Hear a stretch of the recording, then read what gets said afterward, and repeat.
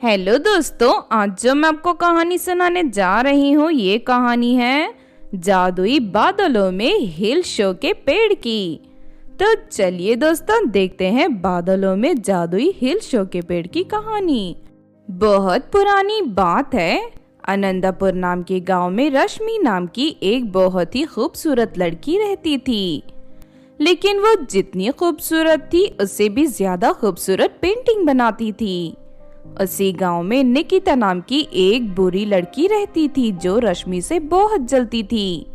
फिर एक दिन कॉलेज में पेंटिंग की प्रतियोगिता होती है। वहां मौजूद एक अमीर आदमी रश्मि की पेंटिंग खरीदकर उसे 2 लाख रुपए दे देता है। ये देख निकिता गुस्से से आग बबूला हो जाती है। अरे, इस रश्मि ने सिर्फ एक पेंटिंग बनाकर 2 लाख रुपए कमा लिए। अगर इसी तरह चलता रहा तो ये तो करोड़पति हो जाएगी।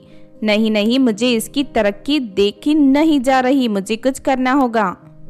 इस तरह कुछ दिन बीत जाते हैं।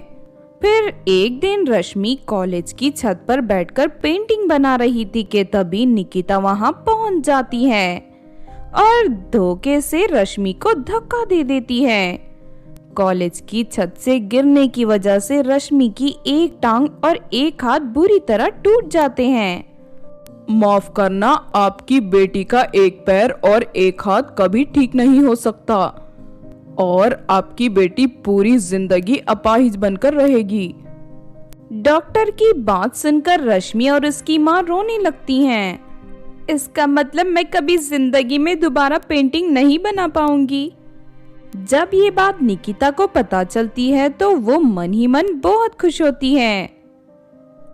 रश्मि छत से गिरकर मरी नहीं तो क्या हुआ, अब वो पूरी तरह अपाहिज हो चुकी है और जिंदगी में कभी कोई पेंटिंग नहीं बना पाएगी और ना ही उसके पास कभी पैसे आएंगे।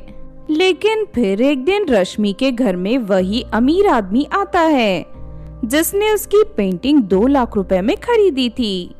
बेटी, मैं तुमसे कुछ पेंटिंग खरीदना चाहता हूँ, क्या तुम मेरे लिए पेंटिंग बना सकती हो?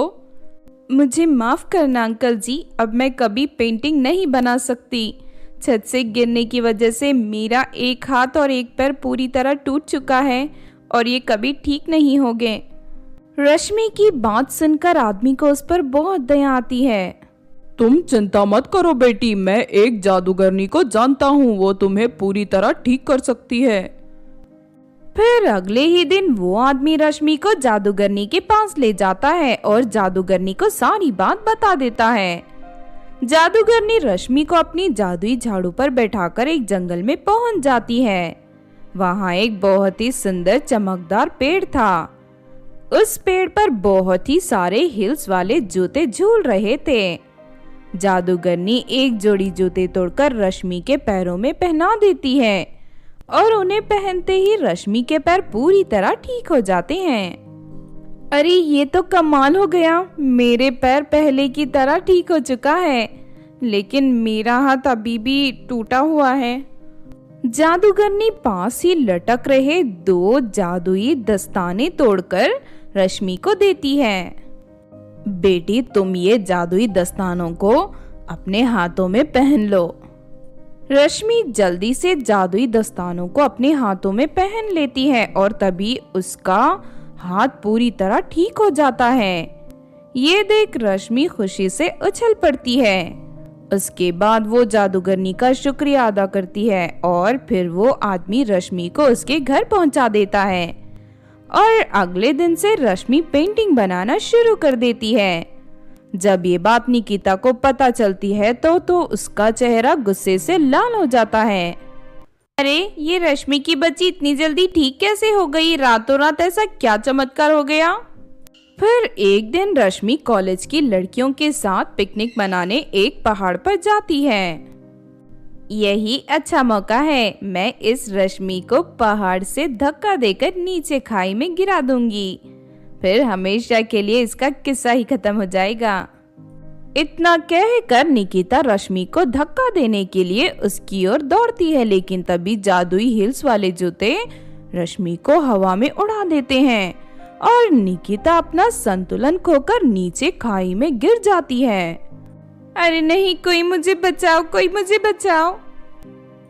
लेकिन निकिता बच नहीं पाती और खाई में गिरते ही उसकी मौत हो जाती है।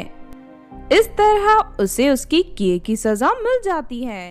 तो आपने देखा दोस्तों बादलों में जादुई हिल शू के पेड़ की कहानी। इस कहानी से हमें ये सीख मिलती है कि दूसरों की तरक्की देखकर जलना बुरी बात है। दूसरों को पीछे करने की फिक्र में अपना समय बर्बाद करने से बेहतर है हमें मेहनत करके खुद आगे बढ़ना चाहिए।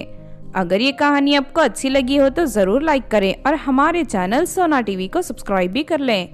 और हाँ दोस्तों, हमें कमेंट करके जरूर बताना कि आपको कहानी कैसी लगी।